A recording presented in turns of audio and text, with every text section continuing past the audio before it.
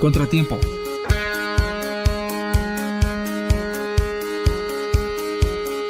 Un espacio para combatir las desmemorias.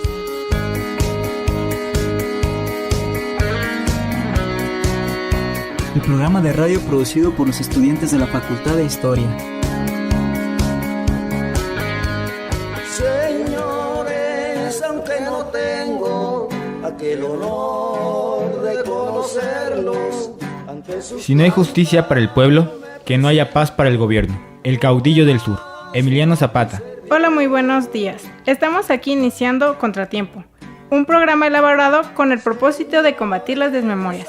Yo soy su amiga Gabriela García y junto a mi compañero José Ignacio Maldonado vamos a acompañarlos en esta transmisión. El día de hoy, en Contratiempo, dedicaremos el programa a un líder de la Revolución Mexicana, el general Emiliano Zapata. Para entender un poco de cómo Emiliano se transformó en el ícono de la Revolución Mexicana, hablaremos de sus primeros años de vida. De los 10 hijos que tuvieron Gabriel Zapata y Cleofás Salazar, Emiliano fue el noveno. Nació el 8 de agosto de 1879 a Nenecuilco, Morelos, con una mancha en el pecho que parecía una manita hundida en la piel. Esto, que en algunos otros niños sería solo un lunar, se convirtió con el tiempo en la mente de muchos campesinos morelenses en una premonición. Se decía que hasta los padres de Emiliano sospecharon que se trataba de una señal. Siendo muy pequeño, Emiliano se deleitaba con los relatos fantásticos, claro, los mitos indígenas que contaban los abuelos. Don Gabriel, su padre, se dedicaba a la cría de animales. De ahí tomaría Emiliano su afición por los caballos. Su primera yegüita se llamaría La Papaya. Junto con su hermano Eufemio, acudió a la escuela durante 2 años, pero no puede decirse que eran alumnos regulares, pues en aquella época el hogar y el trabajo requerían más tiempo que los estudios. Emiliano Zapata trabajó desde niño como peón y aparcero y recibió una pobre instrucción escolar. Quedó huérfano hacia los 13 años. Tanto él como su hermano mayor, Eufemio, heredaron un poco de la tierra y unas cuantas cabezas de ganado, legado con el que debían mantenerse y mantener a sus 2 hermanas, María de Jesús y María de la Luz. Su hermano Eufemio vendió su parte de la herencia y fue revendedor, buhonero, comerciante y varias cosas más. En cambio, Emiliano permaneció en su localidad natal, a Nenecuilco, donde, además de trabajar sus tierras, era aparcero de una pequeña parte del terreno de una hacienda vecina. En las épocas en que el trabajo en el campo disminuía, se dedicaba a conducir recuas de mulas y comerciaba con los animales que eran su gran pasión, los caballos. Cuando tenía alrededor de 17 años, tuvo su primer enfrentamiento con las autoridades, lo que le obligó a abandonar el estado de Morelos y a vivir durante algunos meses escondido en el rancho de unos amigos de su familia. Una de las causas de la Revolución Mexicana fue la nefasta política agraria desarrollada por el régimen de Porfirio Díaz, cuya dilatada dictadura da nombre a todo un periodo de la historia contemporánea de México, el Porfiriato, de 1876 a 1911. Al amparo de las inicuas leyes promulgadas por el dictador, terratenientes y grandes compañías se hicieron con las tierras comunales y las pequeñas propiedades, dejando a los campesinos humildes, desposeídos o desplazados a áreas casi estériles. Se estima que en 1910, año del estallido de la revolución, más del 90% de los campesinos carecían de tierras, que alrededor de 1 millar de latifundios daba empleo a 3 millones de braceros. Tal política condenaba a la miseria a la población rural, y aunque era un mal endémico en todo el país, revistió particular gravedad en zonas como el estado de Morelos, donde los grandes propietarios extendían sus plantaciones de caña de azúcar a costa de los indígenas y los campesinos pobres. En 1908, una nueva ley de bienes raíces amenazaba con empeorar la situación. En septiembre del mismo año, los alrededor de 400 habitantes de la aldea de Zapata a Nenecuilco fueron convocados a reunión clandestina para hacer frente al problema. Se decidió renovar el Consejo Municipal y se eligió como presidente del nuevo consejo a Emiliano Zapata. Tenía entonces 30 años y un considerable carisma entre sus vecinos por su moderación y confianza en sí mismo. Pasaba por ser el mejor domador de caballos de la comarca y muchas haciendas se lo disputaban. Como presidente del consejo, Zapata empezó a tratar con letrados capitalinos para hacer valer los derechos de propiedad de sus paisanos. Tal actividad no pasó desapercibida y posiblemente a causa de ello el ejército lo llamó a las filas. Tras un mes y medio en Cuernavaca, Obtuvo una licencia para trabajar como caballerizo en Ciudad de México, empleo en el que permaneció poco tiempo. De regreso a Morelos, Emiliano Zapata retomó la defensa de las tierras comunales. En Ananecuilco se había iniciado un litigio con la hacienda del hospital y los campesinos no podían sembrar en las tierras disputadas hasta que los tribunales lo resolvieran. Emiliano Zapata tomó su primera decisión drástica. Al frente de un pequeño grupo armado, ocupó las tierras del hospital y las distribuyó entre los campesinos. Atrevida acción tuvo resonancia en los pueblos cercanos, pues en todas partes se daban situaciones similares. Zapata fue designado jefe de la Junta de Villa de Ayala, localidad que era cabeza del distrito al que pertenecía su pueblo natal. Antes de continuar con más sobre nuestro programa, los dejamos con la minigrafía de esta semana. Y así reconocido.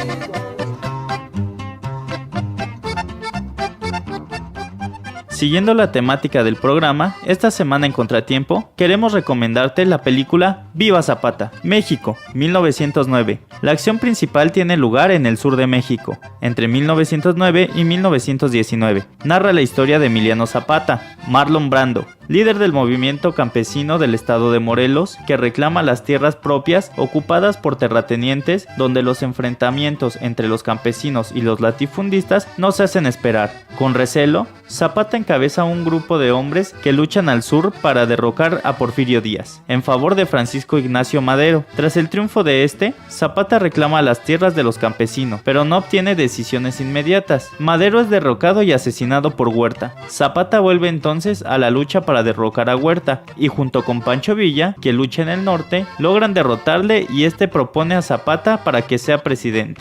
Zapata termina aceptando, hasta que se da cuenta de que el poder le está empezando a corromper. Abandona entonces la capital y se vuelve con los suyos, perseguido nuevamente por el presidente Venustiano Carranza. Zapata se dispone a guerrear de nuevo. Engañado por un coronel que se hace pasar por traidor al ejército, se dirige al cuartel donde es acribillado por soldados que le esperaban emboscados. Los campesinos resisten al creer que el cadáver que entregan las tropas sea el de Zapata, y surge la leyenda que sigue vivo en las montañas. Esperamos que te agrade la recomendación de esta emisión. Ahora ha llegado el momento de escuchar el primer corte musical. Esta canción fue considerada como himno zapatista, porque casi siempre se cantaba en los campamentos guerrilleros zapatistas. Este canto de guerra, según se dice, encendía en los ojos ardores bélicos y acrecentaba en los corazones el cariño al jefe y la confianza en el triunfo de la causa. En esta versión los intérpretes son Mauro Vargas, primera voz,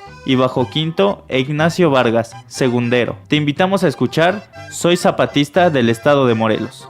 Hasta la próxima. Soy zapatista del estado de Morelos, porque proclamo el plan de Ayala y de San Luis. Si no le cumplen lo que al pueblo le ofrecieron, sobre las armas los hemos de hacer cumplir. Soy zapatista del estado de Morelos, porque proclamo el plan de Ayala y de San Luis. Si no le cumplen lo que al pueblo le ofrecieron, sobre las armas los hemos de hacer cumplir.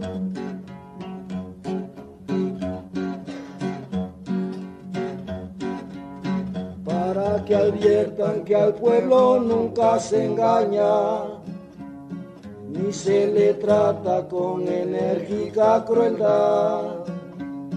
Si somos hijos no entenados de la patria, los herederos de la paz y libertad.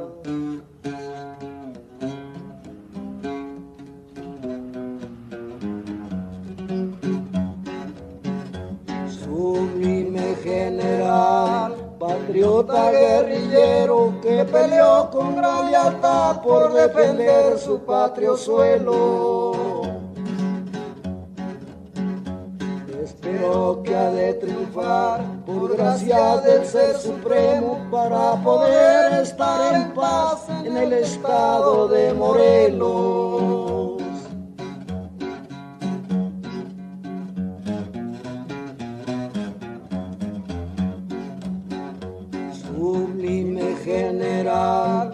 patriota guerrillero que peleó con gran lealtad por defender su patrio suelo. Espero que ha de triunfar por gracia del Ser Supremo para poder estar en paz en el estado de Morelos.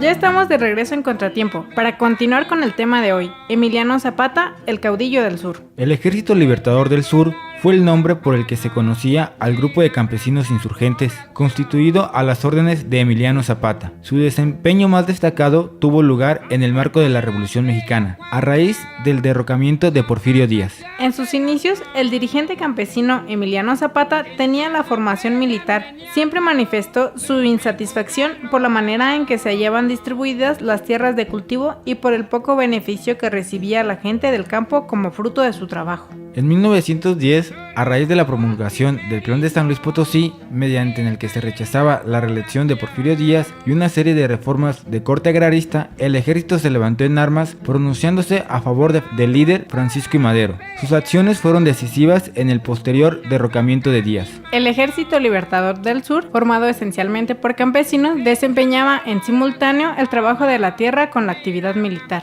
Usaban esta condición también para camuflarse entre el campesinado cuando eran perseguidos y no estaban en condición de plantar combate. En cuanto a su desempeño, podemos decir que Zapata y el Ejército Libertador del Sur simpatizaron con Madero, hasta que éste ascendió a la presidencia, luego de que Porfirio Díaz fuera derrocado. Pero Madero no cumplió con las reformas agrarias que prometió en su plan, de modo que Zapata y su ejército rompieron su vinculación con la presidencia de Madero y continuaron en la lucha armada, para lo cual proclamaron el Plan de Ayala. Ahora bien, ¿qué es el Plan de Ayala? El Plan de Ayala aparece tras la caída de la dictadura de Porfirio Díaz, y ya durante la presidencia interina de León de la Barra. Surgieron prontamente las discrepancias entre Zapata, quien reclamaba el inmediato reparto de las tierras de las haciendas entre los campesinos, y Francisco Madero, que por su parte exigía el desarme de los guerrilleros. Finalmente, Zapata aceptó el licenciamiento y desarme de sus tropas, con la esperanza de que la elección de Madero como presidente abriera las puertas a la reforma. Pero pese al triunfo revolucionario, buena parte de la maquinaria del régimen seguía en manos de antiguos porfiristas, comenzando por León de la Barra, que ocupaba altos cargos en la administración y en el teóricamente vencido ejército. En julio de 1911, gran parte de los zapatistas habían entregado las armas. Entonces empezó el acoso del ejército sobre los campesinos y luego sobre el propio Zapata, que escapó por todo a su detención. A lo largo de aquel verano, las tropas gubernamentales echaron por tierra la obra de Zapata, pero su acción unió en su contra a los campesinos que, tomando de nuevo las armas, recuperaron posiciones y resultaron a la postre fortalecidos. En noviembre de 1911, Francisco I. Madero resultó elegido y accedió a la presidencia. Zapata esperaba que el nuevo gobierno asumiría sus compromisos en materia agraria. Pero Madero, sometido a la presión del ejército y de los sectores reaccionarios, hubo de exigir de nuevo la entrega de las armas. Ante el fracaso de nuevas conversaciones, Zapata elaboró en noviembre del mismo año el Plan de Ayala, en el que declaraba a Madero incapaz de cumplir los objetivos de la revolución, particularmente la reforma agraria, y anunciaba la expropiación de 1/3 de las tierras de los terratenientes, a cambio de una compensación si se aceptaba y por la fuerza en caso contrario.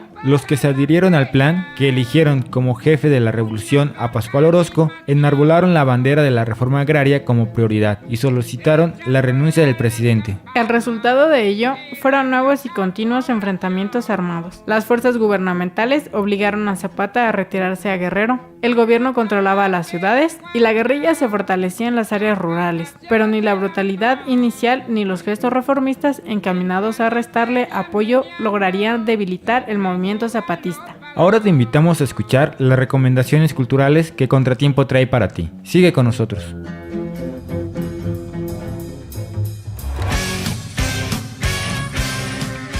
Que tengas un excelente fin de semana a nombre de Contratiempo. Esta semana en la cartelera cultural te recomendamos algunos eventos a los que podrás asistir de manera gratuita en la capital michoacana.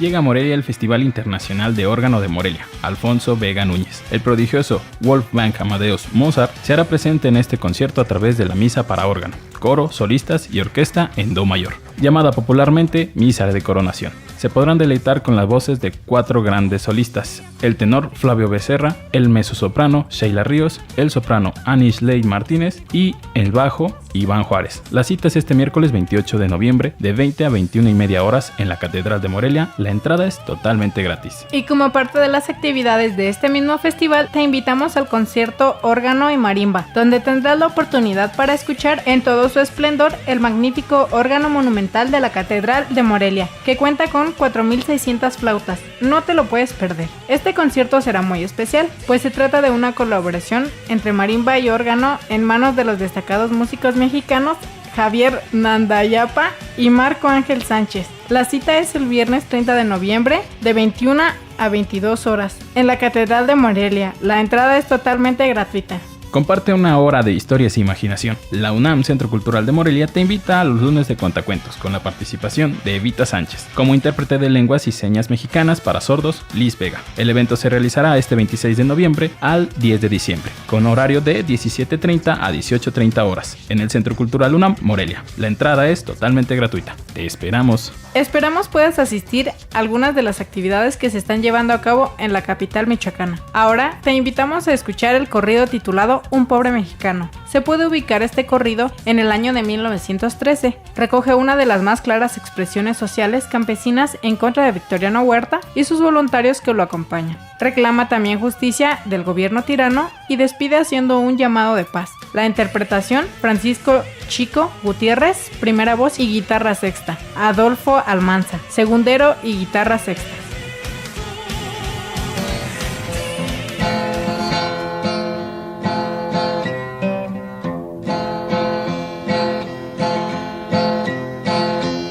Un pobre mexicano que escribe humildemente en nombre de unos héroes de quienes voy a hablar.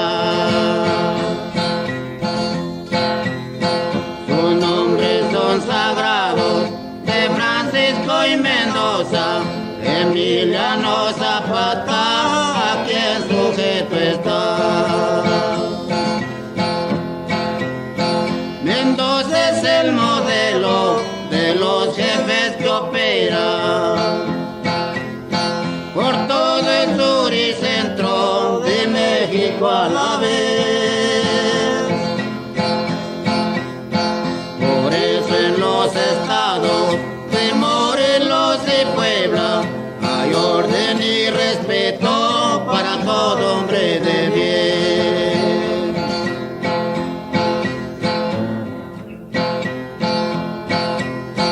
Los jefes Marcelinos, Rodríguez y Galindo, Espinosa y Camaño, Baranda y Primo son.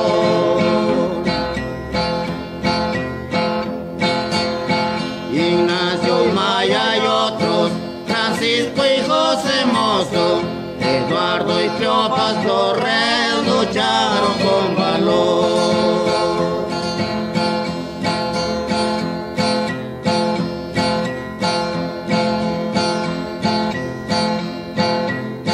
Todos los mexicanos digan viva Zapata, viva también Mendoza y todos los demás. Que muere el mal gobierno de Victoriano Huerta, que muera o que renuncie, queremos ya la paz.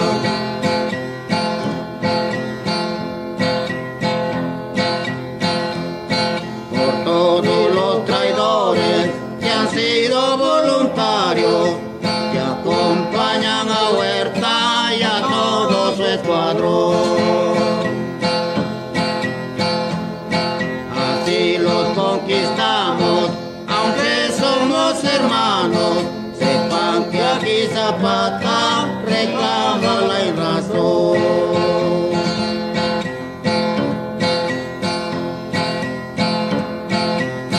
Justicia le reclama, detesta la ignominia del gobierno tirano, porque no rige ya. toque de campana, vámonos a las filas, todos los mexicanos que quieran libertad.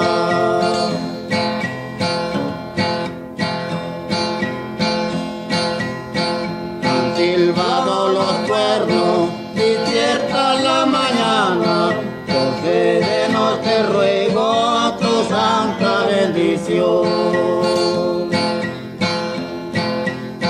Tú que eres protectora, Virgen guadalupana, para todo hijo de México que ama nuestra nación.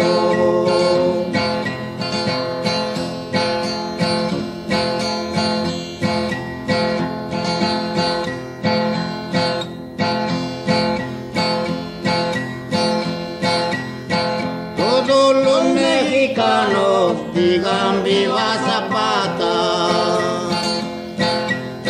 viva también Mendoza y todos los demás.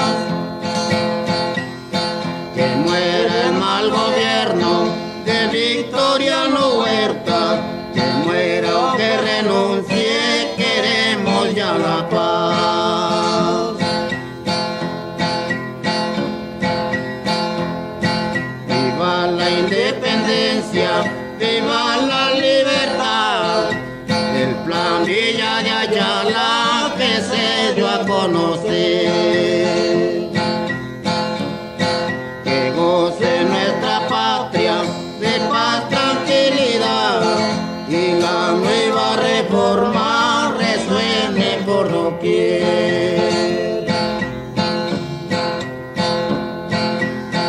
Una corona ofrezco de mirtos y de rosas, jardines y laureles, guirnalda, flores mil. A los libertadores de la nueva reforma, una canción a ustedes yo les envío aquí.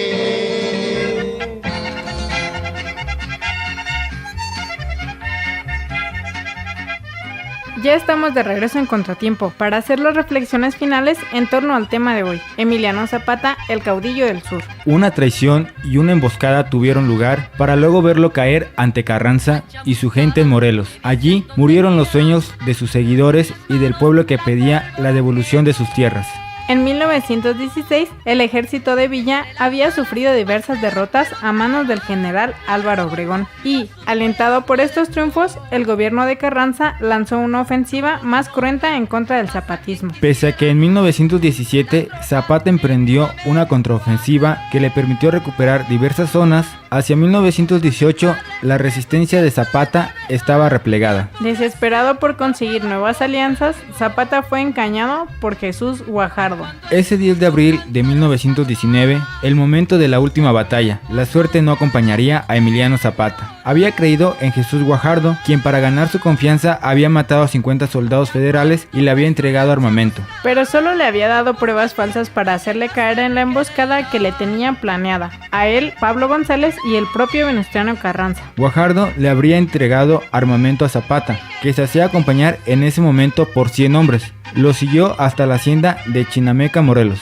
Esperó que éste se encontrara descuidado para dar la orden del ataque a los soldados que se encontraban escondidos en la azotea del lugar. Ante el primer disparo, Zapata tomó su pistola, pero de un disparo se la tumbaron y luego le dieron el tiro mortal en el pecho. Lo remataron con 20 ráfagas de escopeta en tan solo unos minutos. Los soldados se tomarían fotografías con el cadáver del revolucionario. Con él moriría ese amor para devolverle al pueblo las tierras que le habían sido arrebatadas. Su cuerpo fue llevado en mula desde la hacienda de Chinameca a Cuautla. Una vez en ese lugar, su cuerpo fue inyectado para que resistiera los 3 días siguientes. Durante 2 días estarían sus restos a la vista del pueblo en la estación de policía para que esto sirviera de escarmiento a los rebeldes revolucionarios que lo apoyaban. Las fotografías de su cuerpo fueron captadas de manera oficial por José Mora, quien trabajaba con Pablo González. Las imágenes se enviaron para difundir la noticia en la prensa de todo el país. Días más tarde se empezaron a escuchar las canciones y los corridos. La convulsión popular fue tremenda. Al llevar el cuerpo a Cuautla, todo el pueblo lo rodeó. Algunos se aguantaban la rabia, se acercaban para despedirse. Otros no se resignaban a aceptar su muerte. El pueblo morelense se sentía ultrajado. Y como no se resignaban, comenzaron a circular historias curiosas. Los primeros en difundirla fueron los soldados zapatistas. Decían que ese no era su jefe, que él no estaba tan gordo como ese, que desde niño llevaba un lunar en el pecho, que los dedos de Zapata estaban completos y a este le hacía falta el dedo meñique. Otros decían que el cuerpo pertenecía a un subordinado de Zapata. Con el paso del tiempo, los campesinos de Morelos mantenían vivo en su imaginación el recuerdo de Emiliano Zapata. Nunca le dejarían morir. Aún en nuestros días vive con los ideales de muchos mexicanos y sigue siendo símbolo de lucha social en México. La tierra volverá a quienes la trabajan con sus manos. Emiliano Zapata. Es así como hemos llegado al final de Contratiempo. Esperamos les haya gustado la programación de este día. Mi nombre es Gabriela García. Y el mío, Nacho Maldonado. Y a nombre del equipo de Contratiempo, te damos las gracias por acompañarnos y te invitamos a que nos envíes tus comentarios y sugerencias a nuestra página de Facebook, que encontrarás como Contratiempo. Que tengas un excelente fin de semana.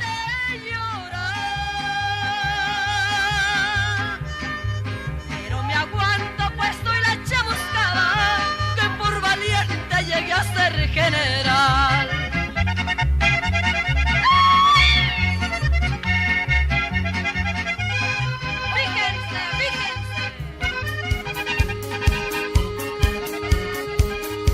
Contratiempo. Un espacio para combatir las desmemorias.